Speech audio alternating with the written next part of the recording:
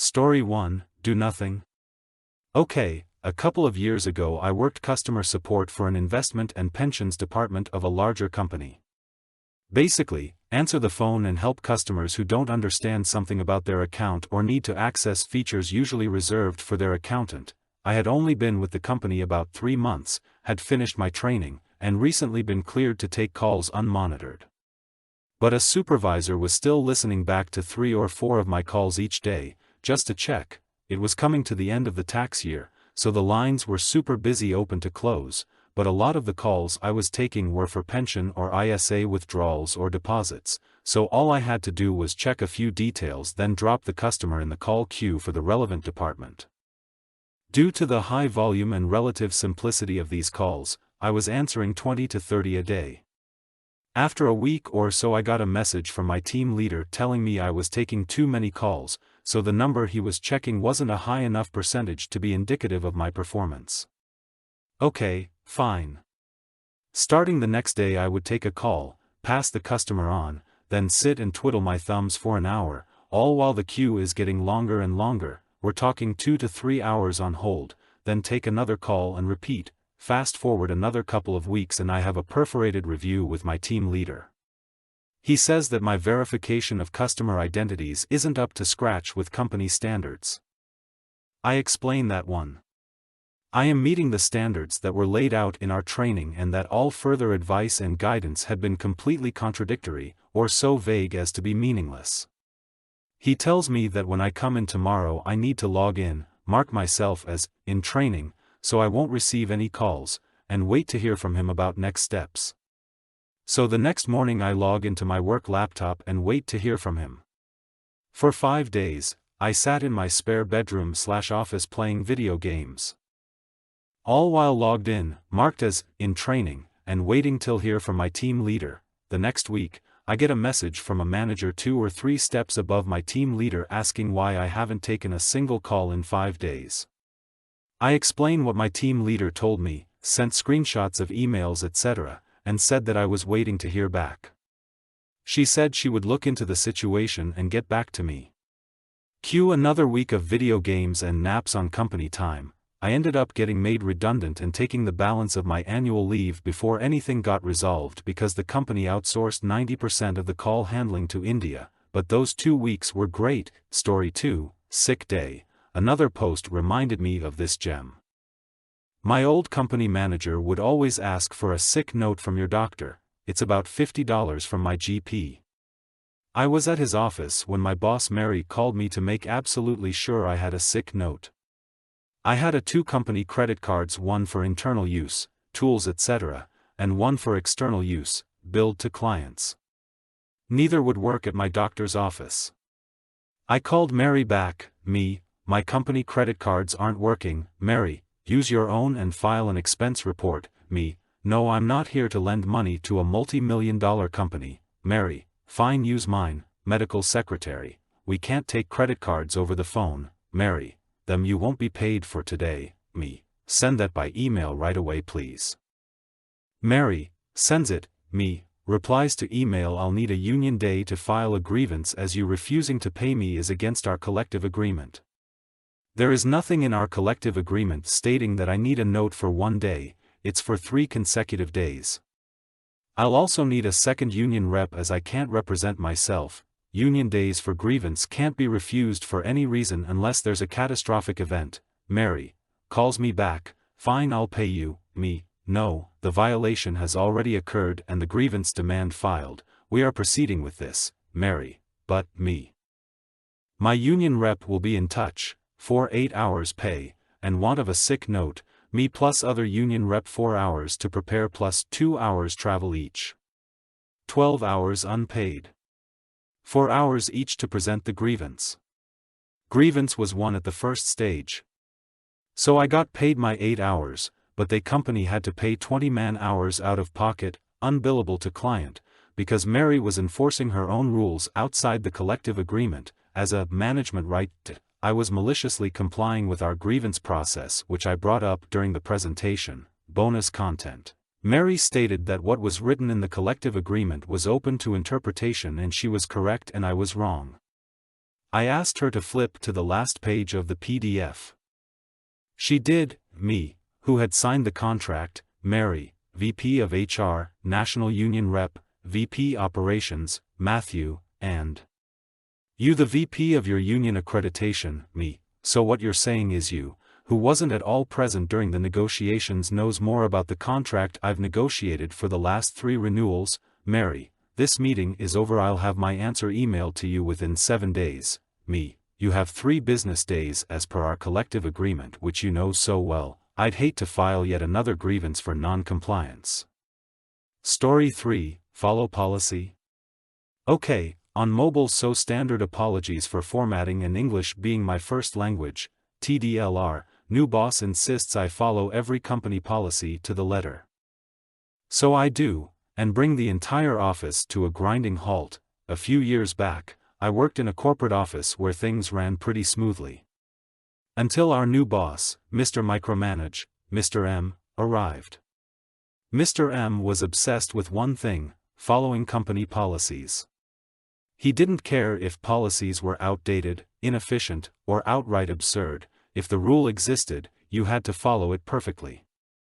And he loved catching people not complying. One Monday morning, he called a meeting to lecture us on policy adherence. He ended his speech with, "If it's in the manual, you follow it. No exceptions." I'm not a fan of being micromanaged, but hey, rules are rules, right? I knew that our company's policy manual hadn't been updated in years, and some policies were questionable. So, I decided to have a little fun. One of the most outdated rules was about how to handle printed documents. According to this gem, any printed company document, no matter how minor, needed to be reviewed and stamped by our document compliance officer before being distributed.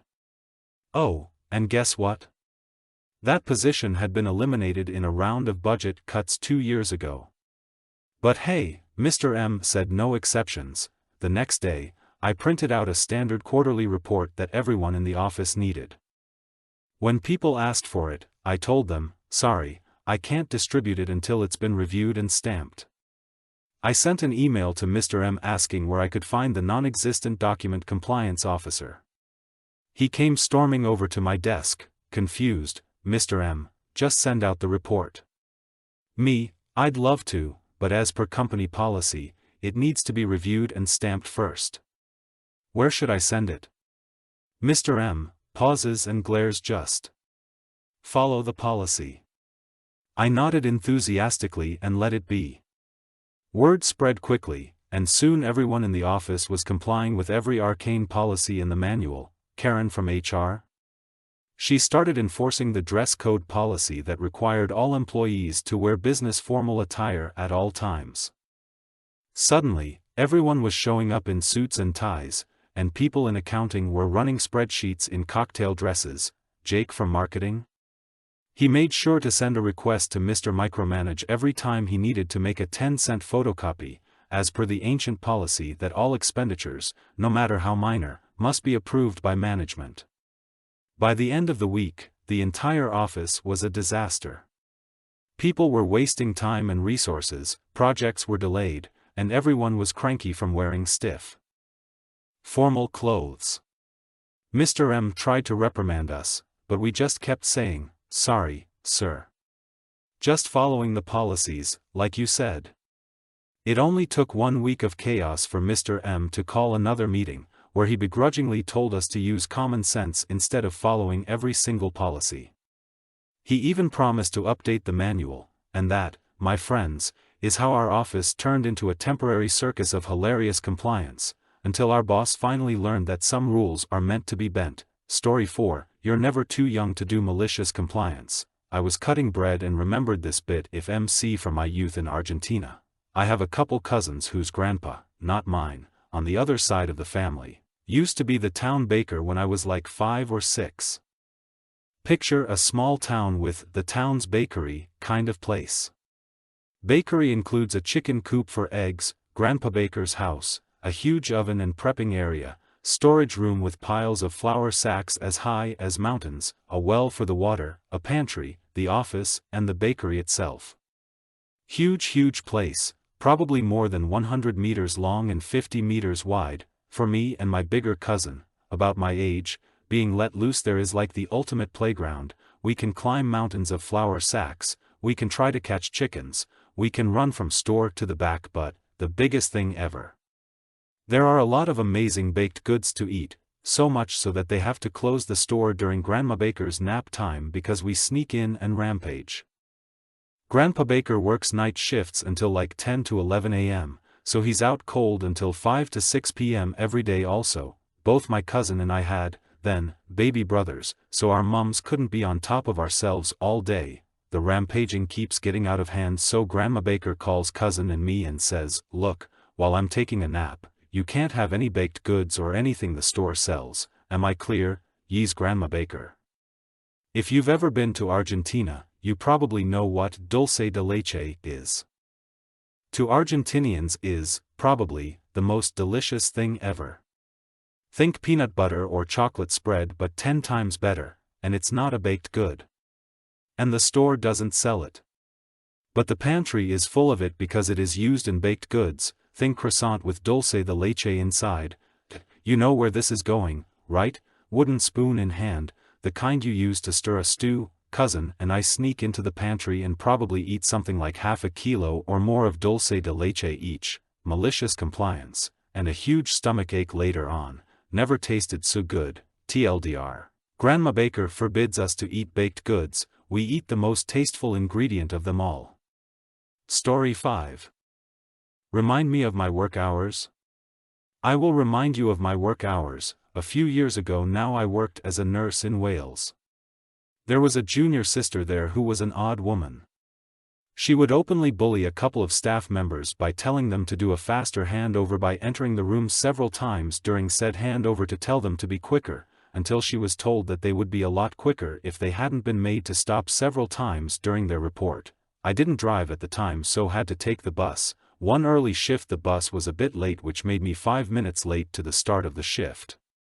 I was told by junior sister that I would need to take the 5 minutes off my 20-minute coffee break or work an additional 5 minutes at the end of my shift. When I started to voice my annoyance at being punished for something out of my control, I was told, "Your working hours are from 7:30 a.m. to 3 p.m. with one 20-minute break."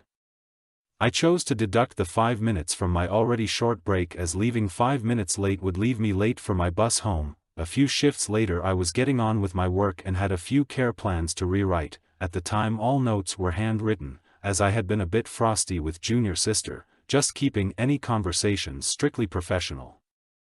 I sat down to start rewriting said care plans. Junior sister asked if I wanted a hand, to which I replied, "If you would like to, thank you," to which she picked a bunch up and went into her office. Cue malicious compliance. Bang on 3 p.m. I packed up my things, grabbed my coat and made a point of saying goodbye to junior sister. She looked up from her desk and asked me where I was going, to which I responded home. She said she was still writing my care plans and would I write a couple so she can get them done quicker. "Yes, you guessed it," I replied with, "My working hours are from 7:30 till 3. I get no leeway when my bus is late, so I will no longer be staying after my shift has finished. I will just hand over any outstanding jobs to the next shift," to which I walked off. I would like to say the look on her face was priceless, but I had already left the ward and didn't see it, so worth losing 5 minutes to not be able to finish my food on my break. Story 6. HR doesn't like me. Pretty sure I had posted this before, but it must have been a comment. Way back in winter 2006/2007 a classmate got a promotion at work, so a dozen or so of us night shift production folks went out to celebrate that Thursday, payday. This included 2 of his supervisors that we got along with, important for later. Of course, with most of us being in our early 20s, we drank until the bar closed.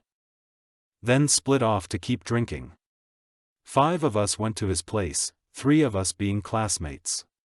Number 4 was a fellow tech from my line. Number 5 was a production tester from his line. My classmates were getting a hands-on with number 5, so I drove number 4 home somewhere around 5 a.m. That Sunday I made a comment to classmate number 2 that, usually you take them for supper first, while I was on that line.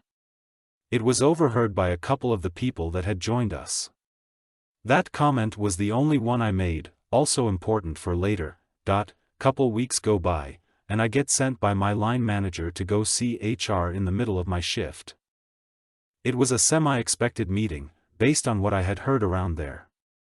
I spent close to an hour getting grilled, and told HR exactly what I saw and said, as well as mentioned his supervisors that were there. Note, found out two things. Folks had been spreading rumors for 2 weeks, and she was underage for the bar. Essentially, folks were calling her a very active whore. HR required me to send an apology email out, because they figured out I was the source. Note. Oh boy, did I send an email out, CC'd the entire fucking company, stating what I saw and that I was only apologizing for my original comment that, usually you buy them supper first, but not for what it had snowballed into, as I hadn't even said it more than once. Also stated that her own supervisors should have known she was underage. Funny enough, HR sent an email out the next day telling people to not spread rumors. She left a week or so later. I was promoted in July 2007, and there was still no mention of that email or event when I was promoted again in 2009, and again in 2010. My exit interview also made no mention of it in 2010. HR never did have another meeting with me, even though I know there were other complaints about me. Almost like they didn't want another company-wide email going out. Edit 1. TLDR: I insinuated that a coworker had drunk sex with an underage, F18, coworker after a party, made one comment at work the next workday. Got hauled into HR because they thought I was to blame for the rumors and shot themselves in the foot when my apology went out company-wide. HR had to send a response company-wide regarding rumors. Edit 2, she was 18, drinking age is 19. Bars lose their license over that shit.